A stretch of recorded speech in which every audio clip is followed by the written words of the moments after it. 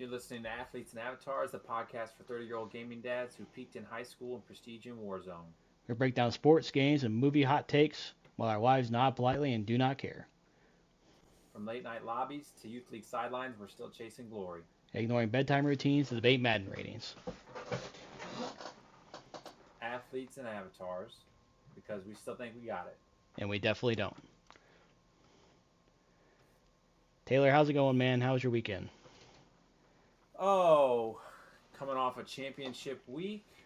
Good, relaxing first weekend of no sports left for the foreseeable future till fall soccer and flag football.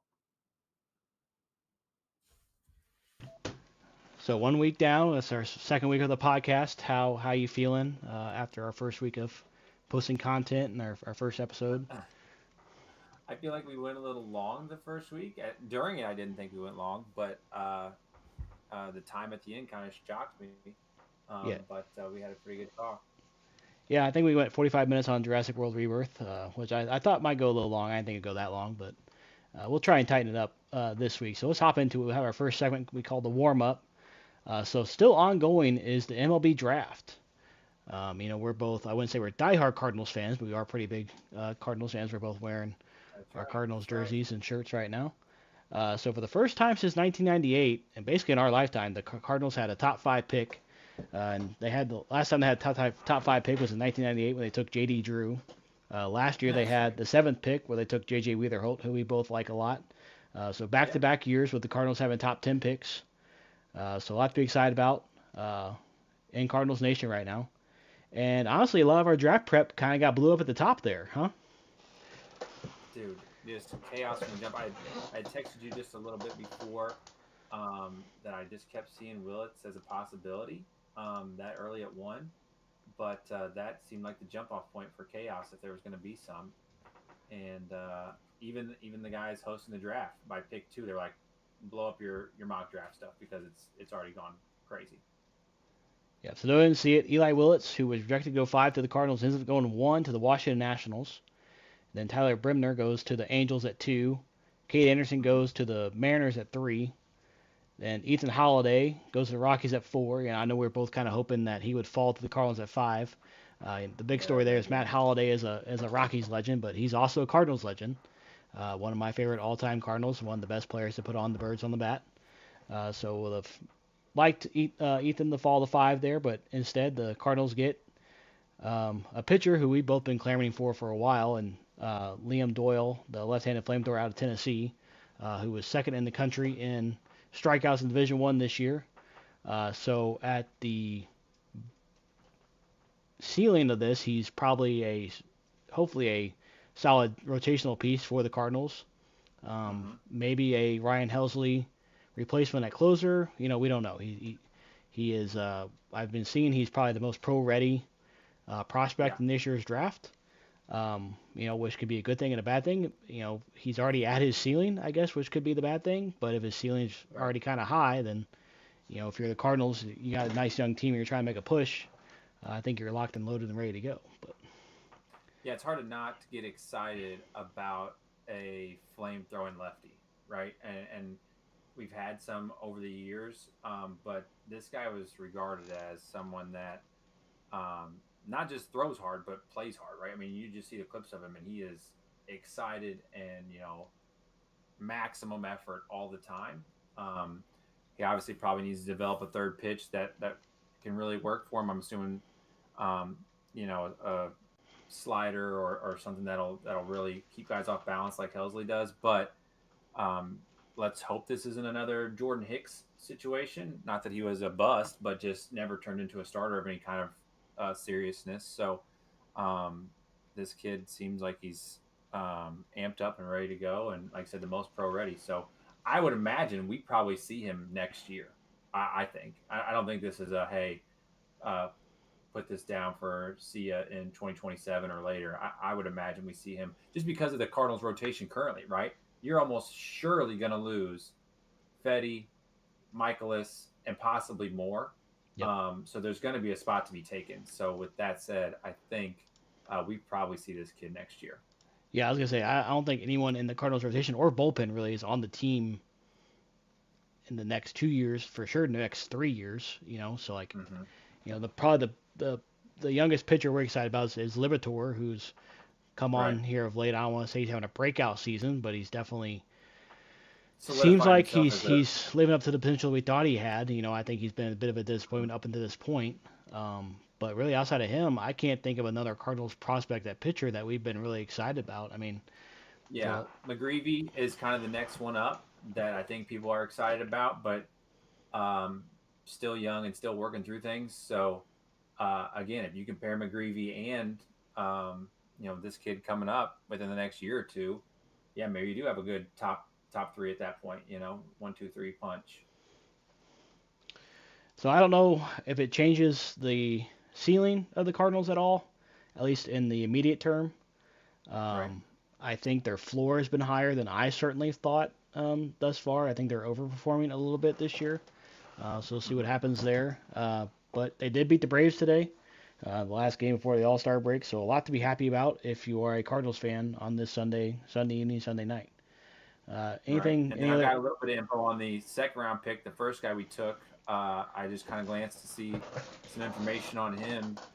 He's listed as a second baseman shortstop, Ryan Williams, a kid out of Houston High School. He's 18 years old, so a little younger than the pitcher, obviously. But um, from what I've gathered, he's a good infielder, not a great infielder, but he's got a lefty swing that's pretty fantastic. So they see a lot of contact, not a lot of swings and misses, and I would assume he's going to get moved to the outfield, which also kind of makes sense because you're going to have guys like Newt Bar leaving by the time he's ready, um, and some of these other guys, are aging out. So, um, just to give you an idea of the kind of kid they picked up, his 60 time was a 6.74, which puts him in the 94th percentile for his class. So obviously he can kind of fly. And then his infield gun time across the infield was 92 miles an hour, which puts him in the 98th percentile. So obviously got a solid arm, and he's a very solid, if not plus, athlete. So I would imagine he turns into a corner outfielder, maybe center fielder. But with Victor there, probably not. But yeah, I'd imagine if you got Victor out there and another stud athlete out there, and they can both swing it with any kind of decency and their speed on the bases, that helps. So my little nugget with him is he went to the same high school as Matt Cain, and Oh, you'll there you go. appreciate this. Those Levitard show fans out there, Chris Cody once struck out Matt Cain in a That's baseball game. that's a fact. That's a So that fact. that is his claim to fame, being the same high school as Matt Cain. So the That's draft right. is still ongoing. I'm not gonna keep track of what happened after round two. Mhm. We won't see these kids for at minimum 3 years for the most part. Any other draft thoughts you got before we move on?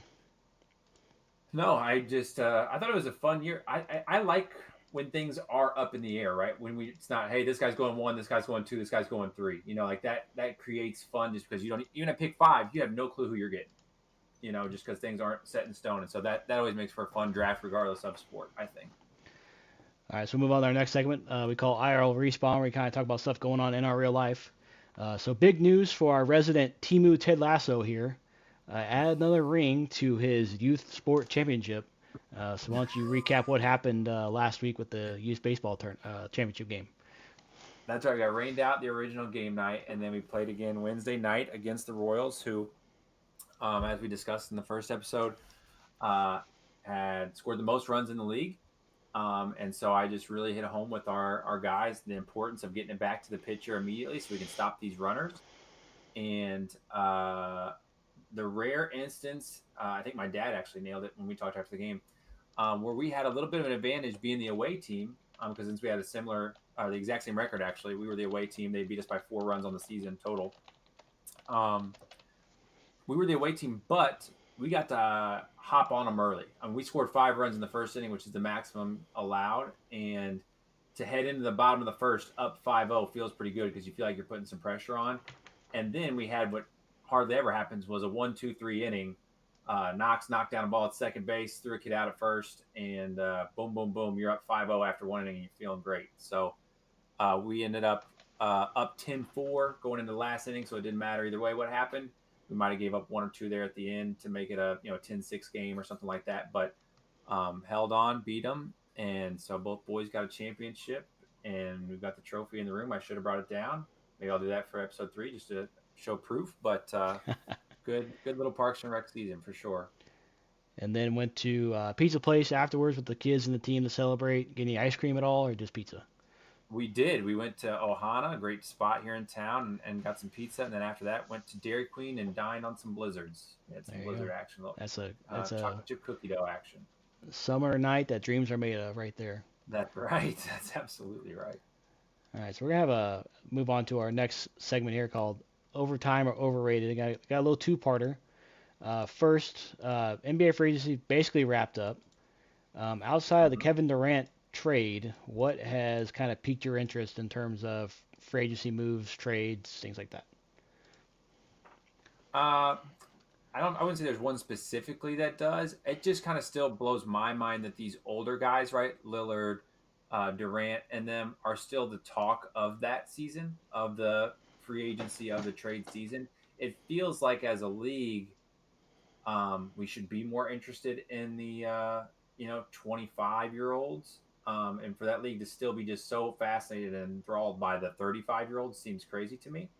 Um, so yeah, I mean, obviously the Durant one's the biggest one. I would probably say that one, but even the extensions, Devin Booker got a 2-year, $145 million extension, which I'm not a great math guy, but that comes to about 70 mil a year, which I know he's obviously a max player and a great player. But to this point, what has Devin Booker shown you to say, hey, you're off the table as far as us trading you as well? Like if you're the Suns, I would have considered just blowing it all the way up, you know, instead of giving Devin Booker 70 mil per. It was not like we're close anymore with Durant leaving.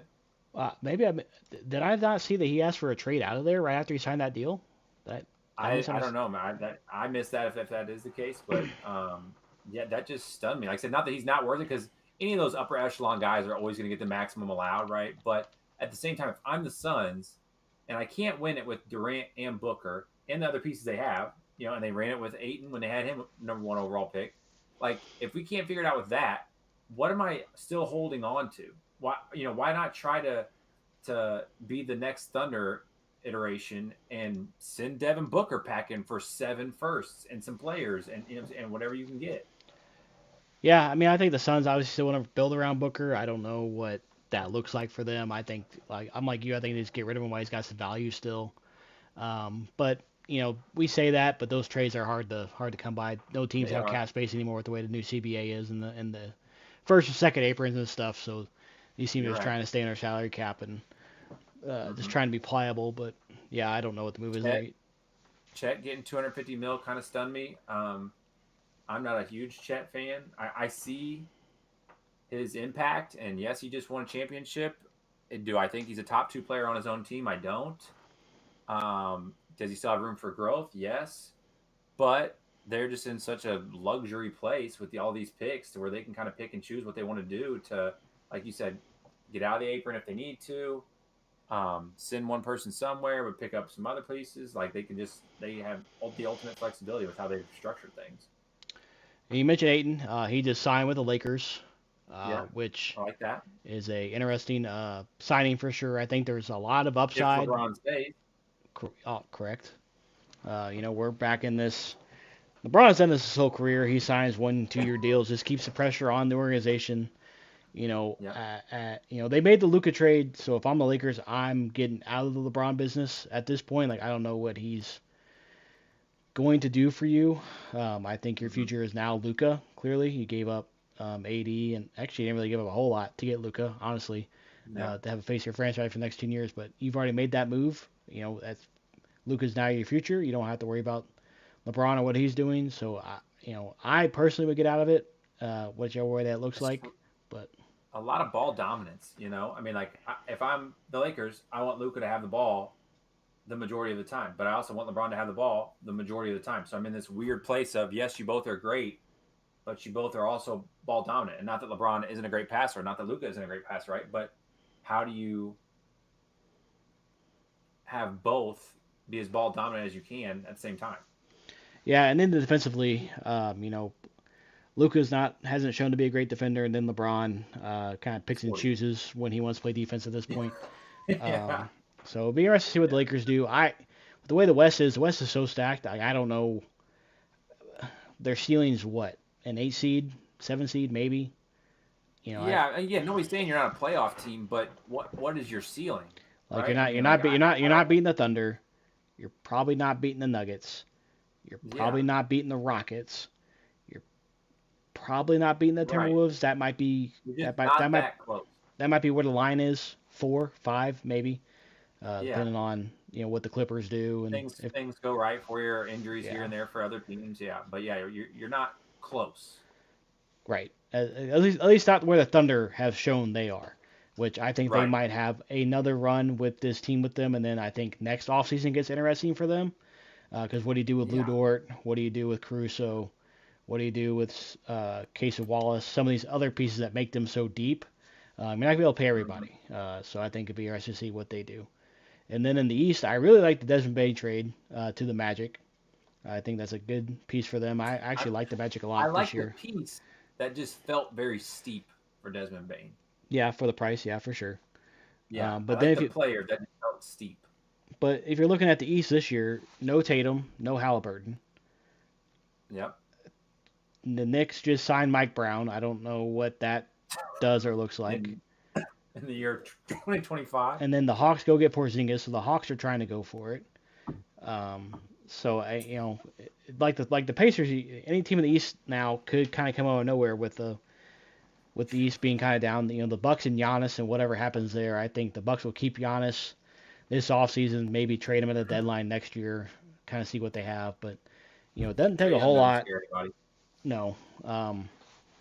Actually, if you take Trey Young off the Hawks, I actually like the Hawks more without him with what they have Yeah, and if I was an now. East team, I would make that call, to pair him with somebody. I just don't think he can be your guy. If Trae Young's Yeah, your one, you're not going anywhere. well, yeah, I don't know, I don't know where he goes. But again, what's that price? Because if Desmond Bain fetches whatever it was, 4 firsts. Yeah, I don't know where they go. And they got Cleveland, who had the best record in the league last year. Yeah, Still, yeah. as far as I know, still has the core together.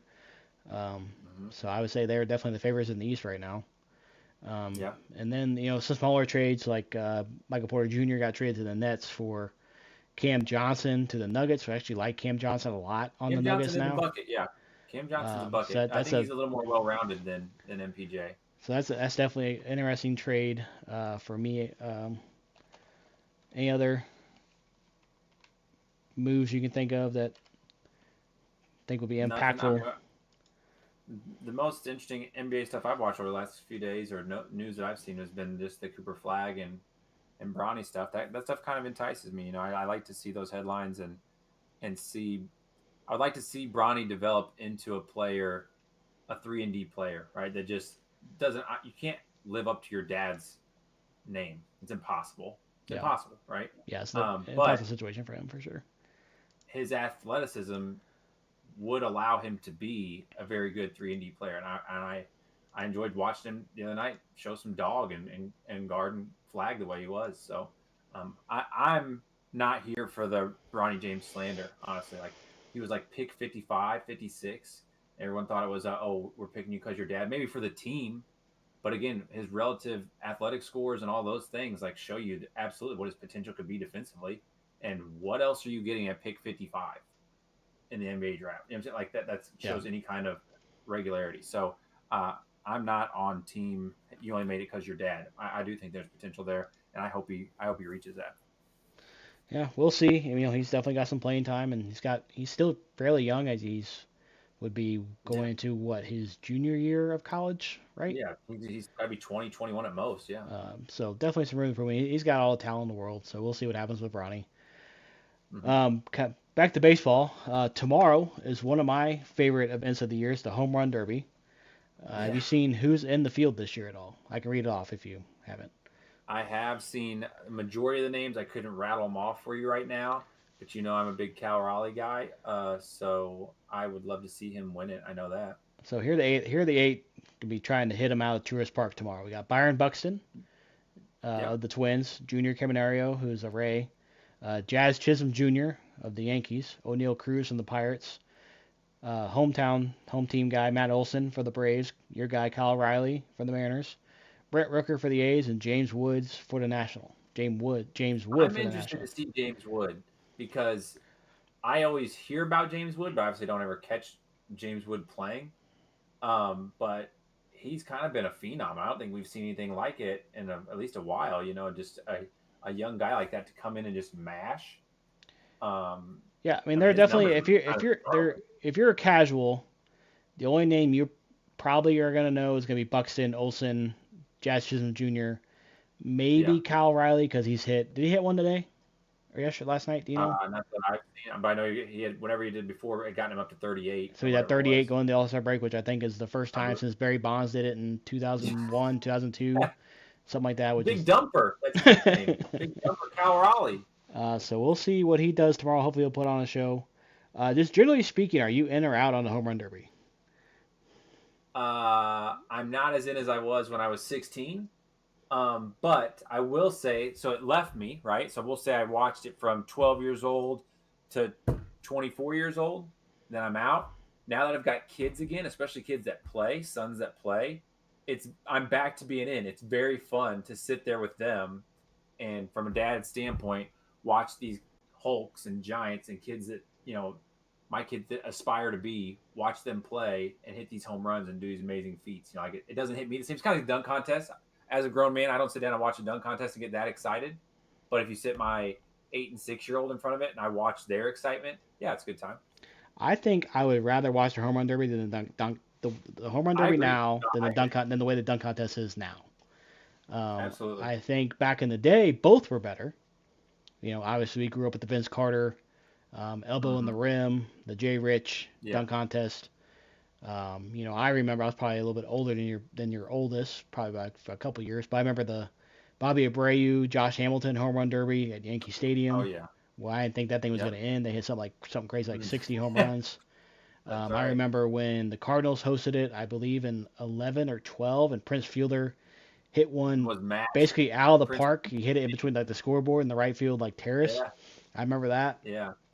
Yeah. So I think they got the format right now. They've been kind of Yeah. tinkering with it the last couple of years. They have, Um, and you got to give them credit for that. Honestly, like that's where baseball has lost some of its steam as far as being the upper echelon sport that everybody watches all the time. But I will give baseball credit. The pitch clock and the home run derby changes and stuff like that. Like they are trying, and these things are working in a positive way. The only thing I'm still a little iffy on, just to step away from the home run derby stuff, is the automatic runner on second and extra innings, which I absolutely get the point of. Just kind of speed that up, try to end a game sooner. yep. But being a purist myself, as far as playing baseball, that would irk me as a pitcher to have somebody already on second that didn't earn it. And there's something fun and nostalgic about a 19 inning game where you're just doing anything you can to try to find one run. Yep. Yeah, I remember, a lot of late night games. I know one game went like the Mets and somebody went to like 2, 3 in the morning. They had a Mm-hmm. game like at 12 noon the next day.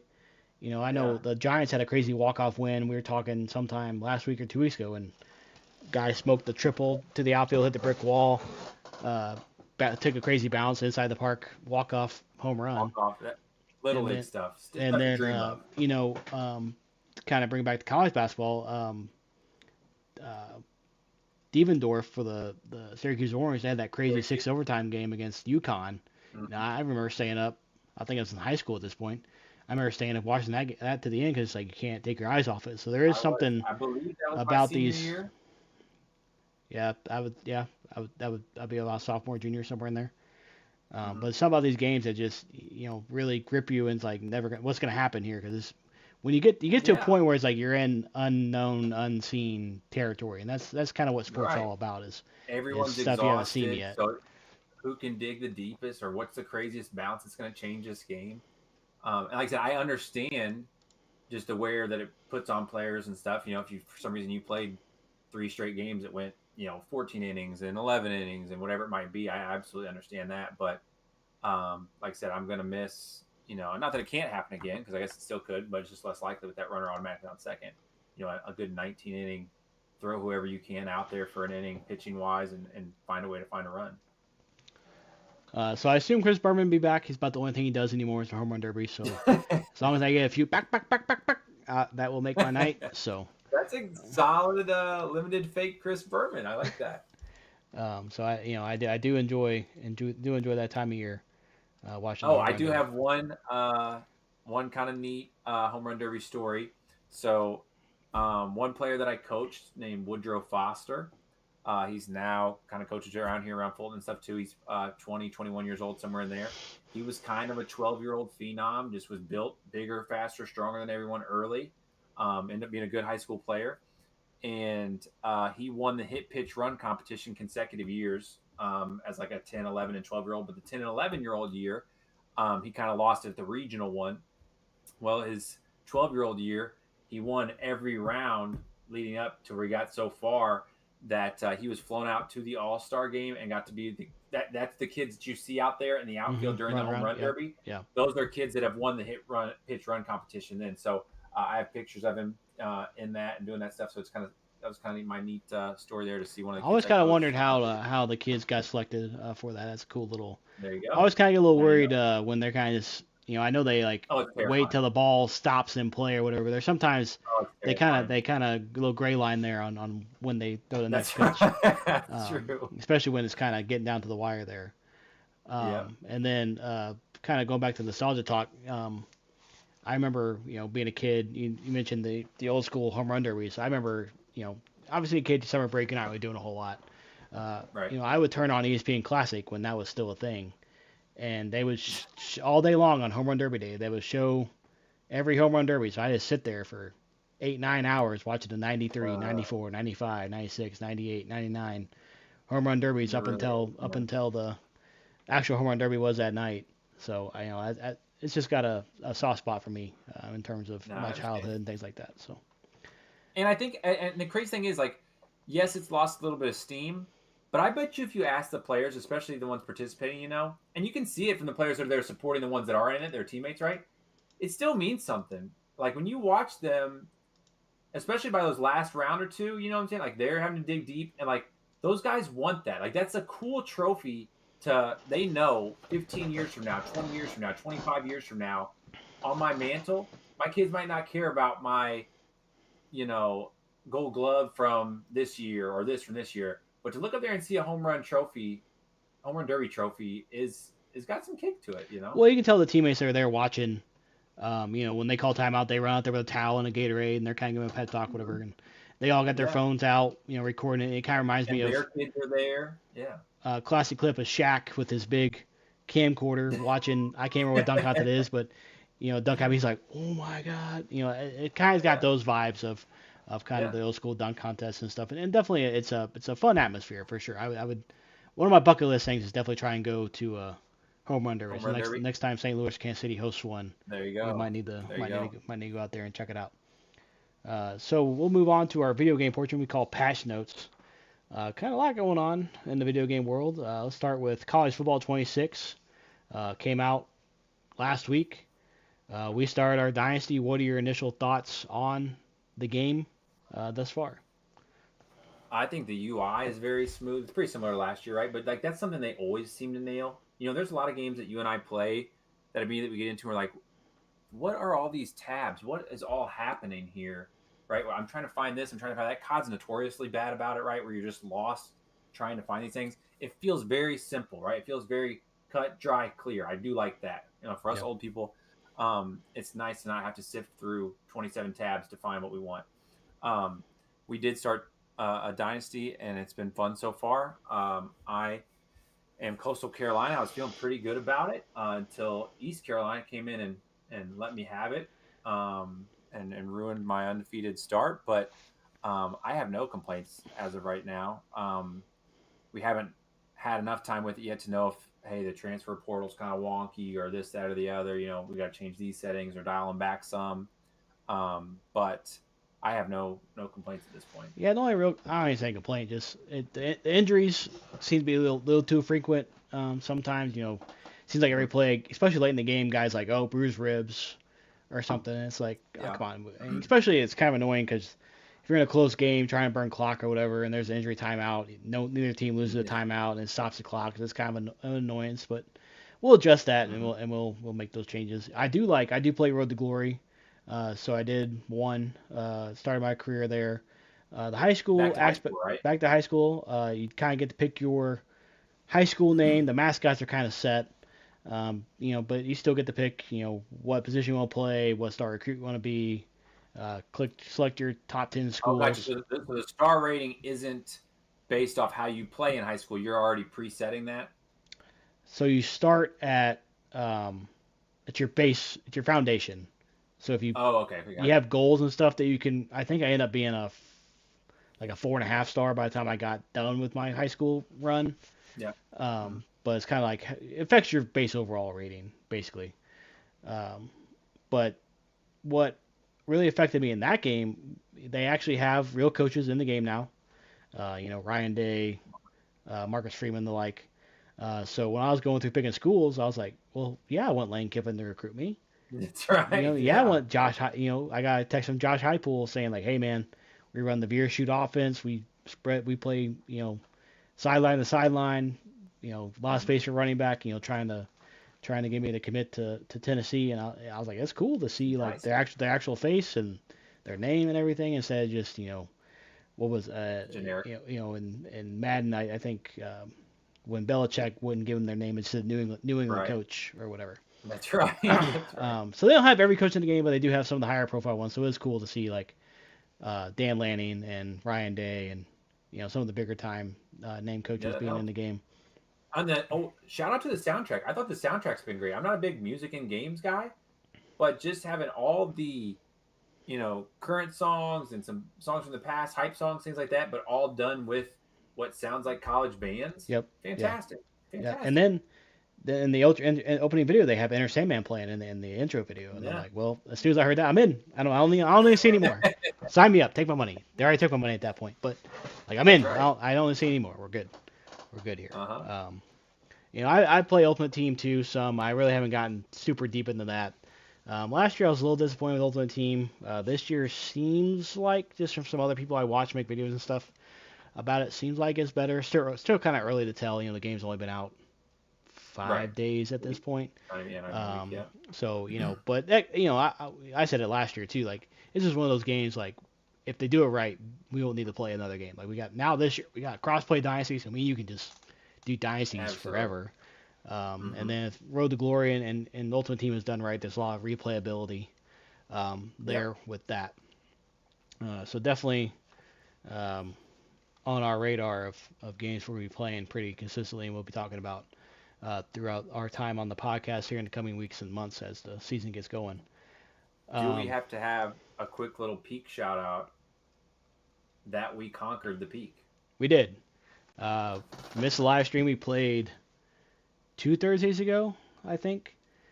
It's probably our third time playing as the 4 of us. 5th time? Third or 4th? Maybe 5th. 4th. Hour and 45-minute run. Yeah, it took us an hour and 45 minutes to beat it. I put a YouTube video out on my personal YouTube channel about it. That game was a lot of fun. I personally don't think I will do it again. I might try to do a solo peak run just to see if I could do it.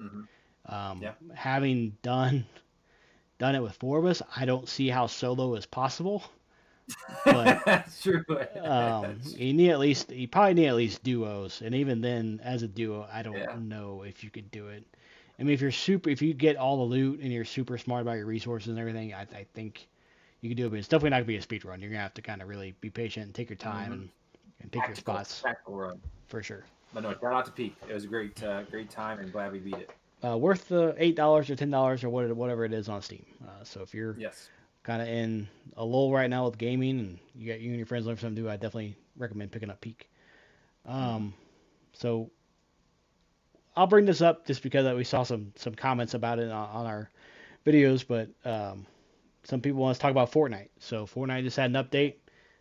Season, I don't know where we're at. 1 billion? Yeah, doesn't matter. I don't care. They got Superman in the game now as a mythic item or something. So they found basically a loot drop. You get to be Superman and fly in the air and laser beam people. I watched Ninja play. I sent you some TikToks. Like, I don't even know what I'm looking at in this game anymore, to be honest. It feels like we aged out of Fortnite very quickly. You're correct. Yeah, I mean, We are not target demographic, and I I don't would think we say. were when Fortnite first came out. I'm not an OG. I started playing in season 3, I believe, when John Wick was the Battle Pass Uh-huh. skin. Great job by them. Great call by them, by the way. And I do miss the days where it's just a one by one box fight on the hill, and you're kind of just peeking each Mhm. other, and then it quickly You evolves say into that the about Superman. Sorry to step on you there. About that Superman item. I would still make the case the Thanos gauntlet is the best one they've done with that. That was uh, hilariously fun and terrifying at the same time when somebody got that gauntlet and you were on that map worried about Thanos showing up Yeah, and I sending remember you that. to it. Yeah, I do remember that. I think when they did the first Star Wars collab, that was a lot of fun having the lightsabers and stuff too. But yeah, the Thanos Yeah. one, definitely I think a lot of Fortnite players remember as being one of the better Mm-hmm. items they added. I did play Yeah. a little bit when OG came back. What would that have Yeah, we been? did. Around the holiday time, somewhere in there. Yeah. I thought It was fun. I thought it captivated my interest a bit more. I played it for about a month, and then I was like, okay, Mm-hmm. I've had my fill of this. I don't need to play this anymore. I do Right. think what they are doing as parents, having the Fortnite VR side of it, they got Rocket Racing now, they got Lego Fortnite, and they got Guitar Hero. I think they call it Yeah. Festival. Live concerts. They have Yeah, everything. so for all that, for a free to play game as a parent, Oh, and then all the custom stuff they have, um, I definitely see the appeal for it still. Like I said, oh, absolutely. we've been phased out of the demographic, I think, but if you're a 10-year-old, if you're able to get a guitar that you can plug into your Yeah. Xbox or PlayStation or whatever and do that, I don't. Why would you play anything else really? I mean, Yeah. It makes too much sense, especially like I said, with all the customizable skins and I mean, just everything you can do, everything you can imagine. It's almost like the kid version of GTA at this point, right? Like what GTA is going to be. yeah, yeah. I mean, it's unlimited. You can kind of play whatever, and they got Squid Games in it now, and or at Oh, least a part of the I map is love that. Squid Games That's so and things free. like that. So definitely can respect what they're doing, but I will admit it's not for me and not for us. I would say. Um, we very quickly, as soon as people started cranking 90s, I said, I'm good. That's right. I've had That's enough. right. Not the target demographic, but we do play some stuff we're not the target demographic for, which is why we stepped into the Fall Guys realm last night. Yeah, made our Fall Um, Guys come back last you night. can easily sway me and get me to play some Fall Guys almost any night of the week. I do love to turn my brain off and play that. Well, it's just a solid, fun game. You just turn your brain off. It's kind of like playing Pac-Man or Mario or something. Yeah. Back in the day, Mhm. it's not. Well, Tin Tap Man, I guess would argue this. It's not really a hard game. Um, but we're not getting stream sniped by the entire lobby either, I guess. But there are some levels that are hard. Once you get times towards the end, you don't get handed the Yeah, crown by any means. It is competitive for sure. to some extent, For but sure. it is kind of fun just spectating it too. Even just kind of watching like people like what people are doing. It's like what are you thinking there, guy? And and to be fair to them, they have some good skins too. They do. They do. You had a stormtrooper skin on. I know they had a Godzilla collab. I know they had a WWE collab at some point in Mhm. time. So, Halo. um, but just like Peak, it's another one of those games that proves that just a simple game design and Yeah, gameplay loop and doesn't need to be great graphics absolutely. or anything crazy groundbreaking to have a solid game that Hmm. can be fun to play for a number of hours or whatever. For sure. And then we still play Warzone for whatever reason.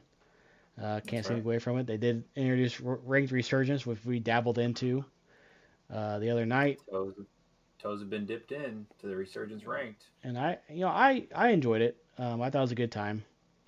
Hmm. I definitely we had a game where we kind of went crazy and we ended up getting like 400 plus SR or something, went from like bronze two Yeah, to silver yeah. one really quick. You posted our dub, I think, right?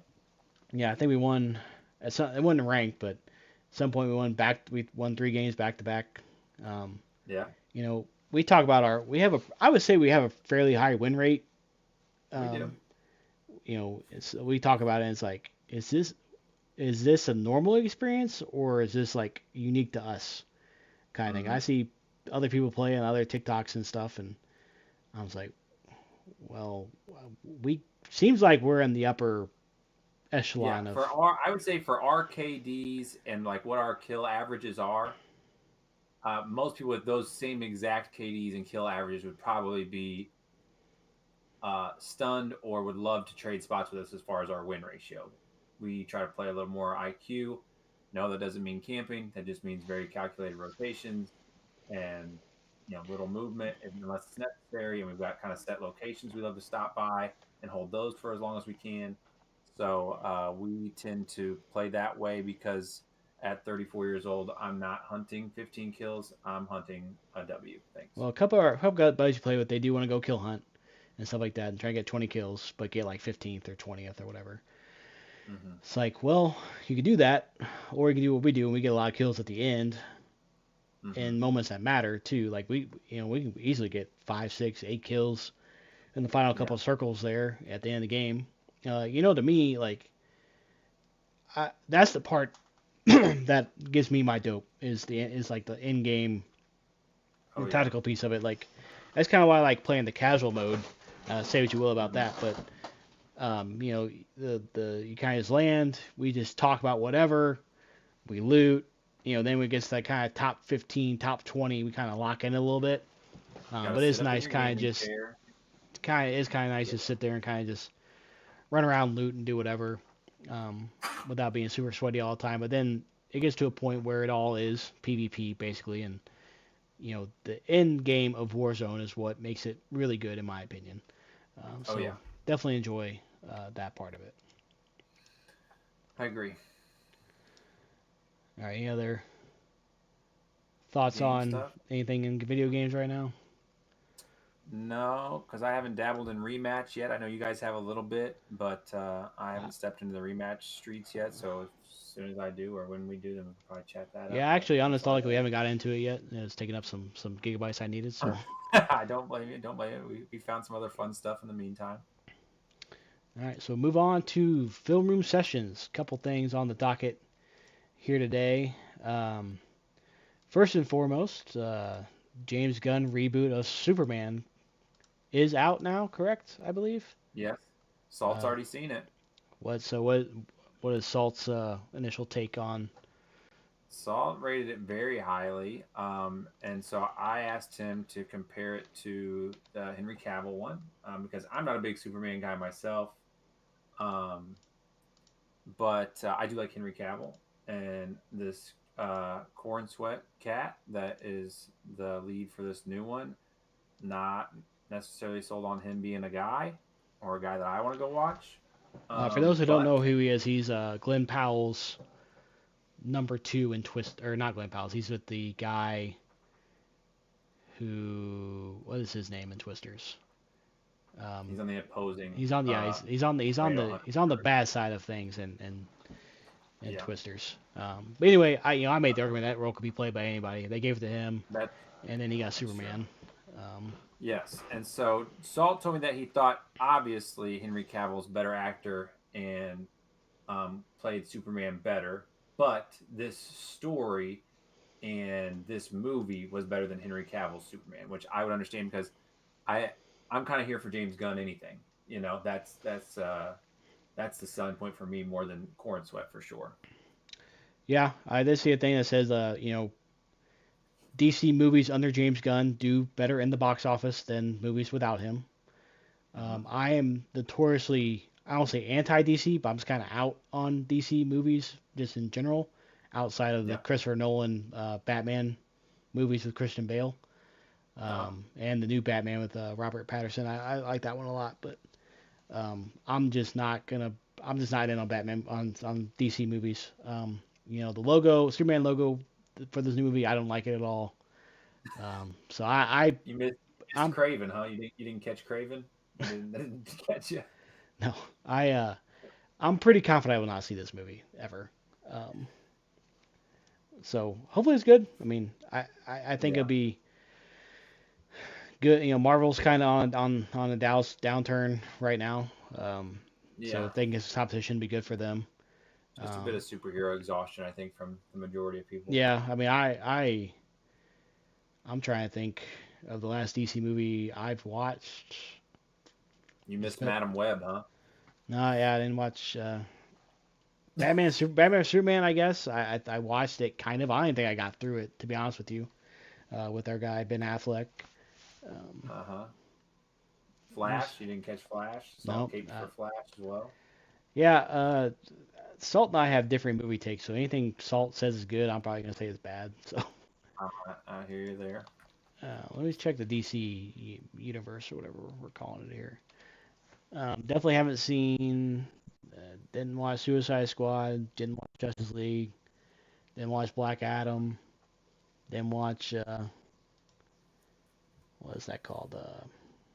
Aquaman, which I know it did Black very. Adam was solid. Hey, Black Adam didn't do well ratings wise. Jameson and I went to Black Adam and watched it at home after. Fun watch with the kid.